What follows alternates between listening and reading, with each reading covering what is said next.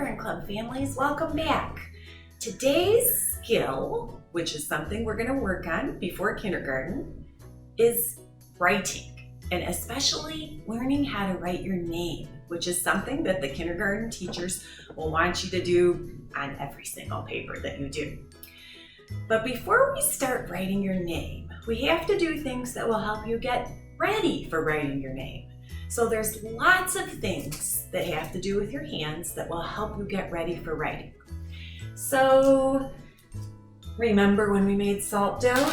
I've got my salt dough here. It stayed nice and fresh in the refrigerator. One thing that helps the hand get ready for writing is building up the muscles in your fingers and being able to arch your hand like this.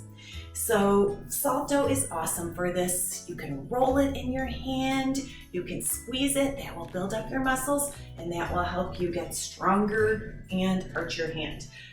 I found this at the store, I couldn't resist. It's Jell-O slime. So I thought, I wonder how that would be. And it's pretty cool. So my son saw this on Nope or Dope, and they actually gave it a nope because you're supposed to be able to eat it. It does not taste good at all. But what it is good for is the same thing as the salt dough.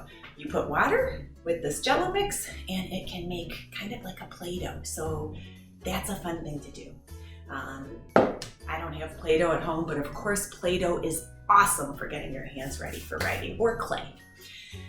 So there's some other things that will help your hands get ready for writing. You need to be able to move your fingers like this. Grown-ups, that's called lateral movements. Spray bottles are really terrific for this. Good thing my sink is right there. They help you move your hands like this and they make them stronger. So they have empty spray bottles at places like Target Budget Bin or the dollar store. You can fill them up with water. One of my teacher friends, she used to send her kids outside and they would paint the bricks. So on a sunny day, they would spray the bricks and it looks like you're painting the bricks. That's fun to do. In the winter, you can put food coloring in here and you can spray paint the snow. Really fun. Or put it in your bathtub for playing. Another thing that helps with that kind of movement and helps makes your hands strong are clothespins. So if you don't hang up your laundry, some people do to get it dry, you can still play games with clothespins. You can see how fast you can put them on a little basket like this. Play a beat the clock game. Another thing that's important is being able to kind of rotate or turn your wrist. So grown-ups, encourage your kids to help you. Of course, you're going to have to start it, but opening a jar of peanut butter, grinding the salt grinder or the spices, those are all good ways to help with that. And other things that they're going to have to do for kindergarten that involve using their hands is open up their own snacks. So practice now. Opening up their own snacks, opening up and closing a Ziploc bag. That also gets the hand ready for writing. Simple things at home that they can be independent with. Start to peel a cutie and let them peel the rest of it. Peeling a hard-boiled egg, peeling a banana, all excellent ways to help get ready for kindergarten. In old-fashioned days, children used to play games like marbles and pick-up sticks and jacks, and those were like built-in games that helped kids' hands get ready for writing. We don't really do that anymore, so we have to find other ways. So one thing you can do to develop that palmar arching and kind of do the same thing as jacks is play a game. See how many chocolate chips or blueberries you can pick up in your hand. And that will help your child develop that arching motion.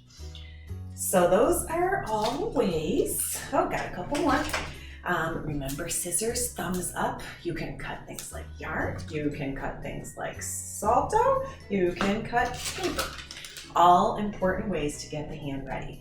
Now, if your child, drawing is great for getting ready for writing, but if your child is not someone who really likes to use paper and crayons to draw, these are kind of shapes in the order that they develop in. So lines first, circles, then you learn how to cross over and make shapes.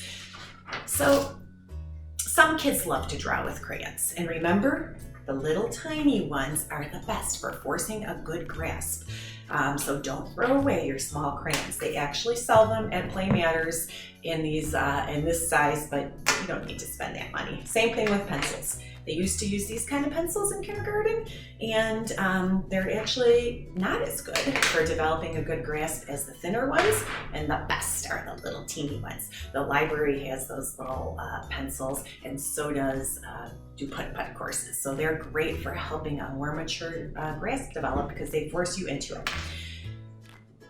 If your child does not like to write with crayons and paper, try a tray of salt, or you can do this in sand at the beach. You can feel it in your fingers. Some kids are tactile and they need to really feel the feeling to kind of get it into their brain. So this kind of tickles your fingers. You can put in a little letter and you can have them trace over it. I put P for paradise, one of our kindergarten club friends. Another thing you can do is use shaving cream and put it up and down in your shower if you have a smooth surface. Kids do better on a vertical plane than on a horizontal plane. Their eyes are even with it. So that's why teachers use chalkboards and smart boards. But if you can put shaving cream up, non-medicated, not the kind with the irritating things to the skin, and have them real big write letters when they're in the shower, that is another cool way to get your hands ready for writing. Next time, we're going to talk about actually writing.